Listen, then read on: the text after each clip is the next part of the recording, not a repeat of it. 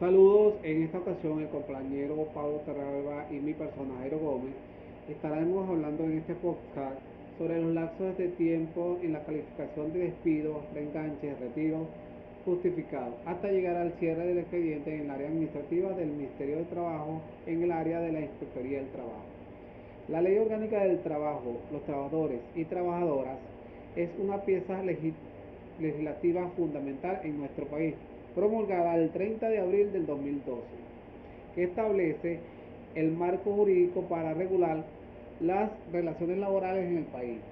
Esta ley tiene como objetivo principal proteger y promover los derechos de los trabajadores, garantizando condiciones laborales justas, equitativas y dignas.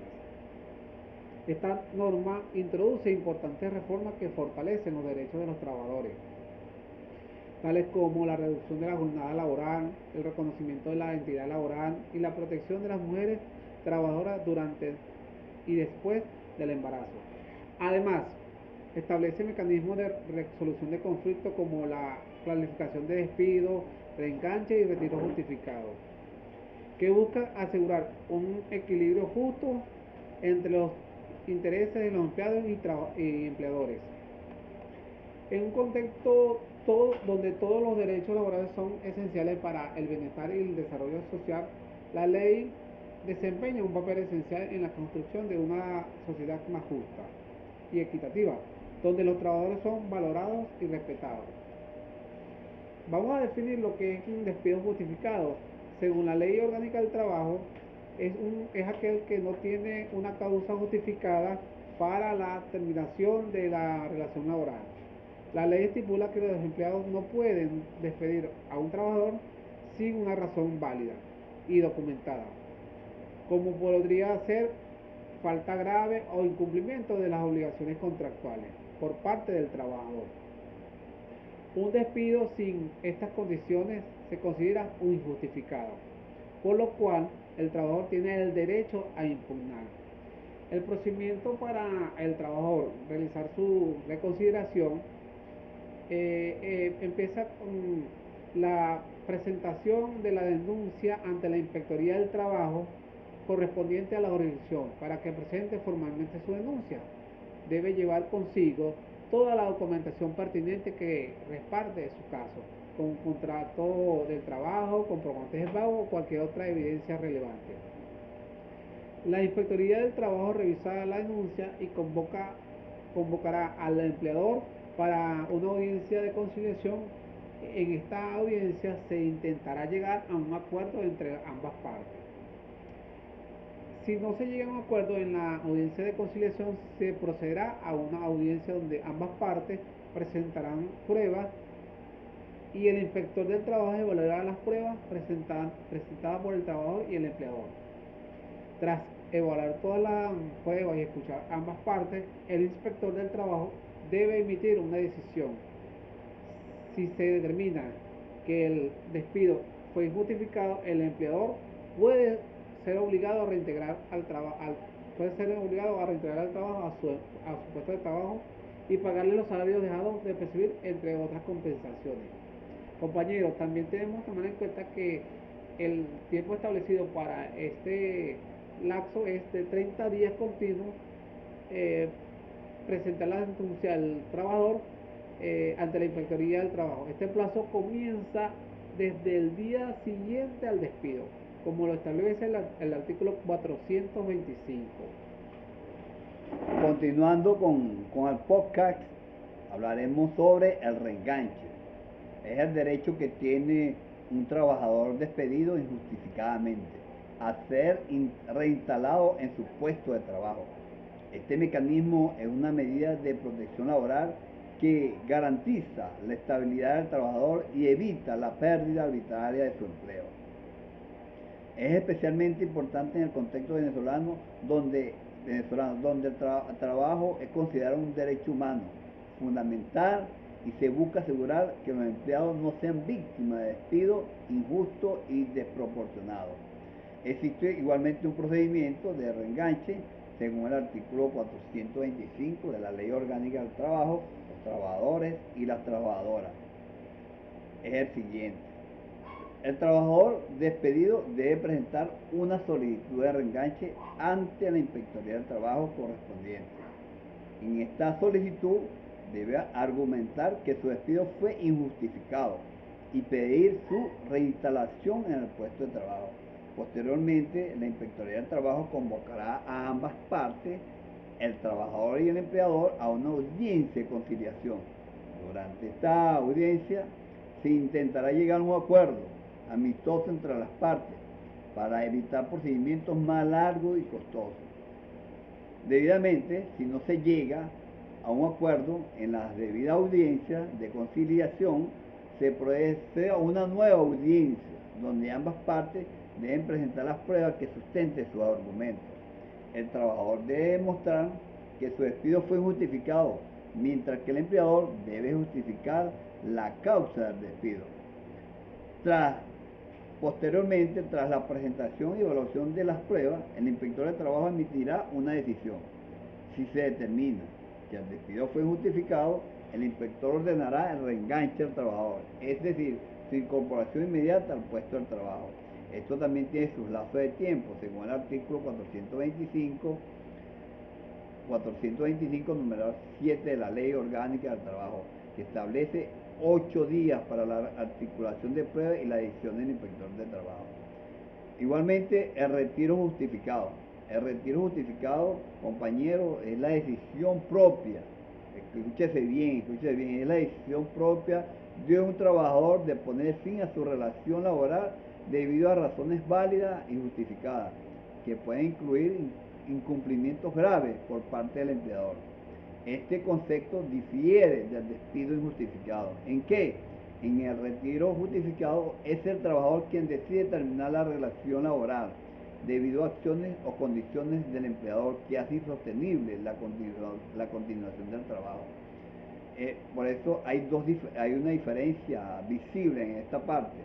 En el despido injustificado es iniciado por el empleador sin una causa válida, y el retiro justificado es iniciado por el trabajador debido al incumplimiento o fallas graves por parte del empleador, como el no pago de salario, acoso laboral o condiciones de trabajo peligrosas.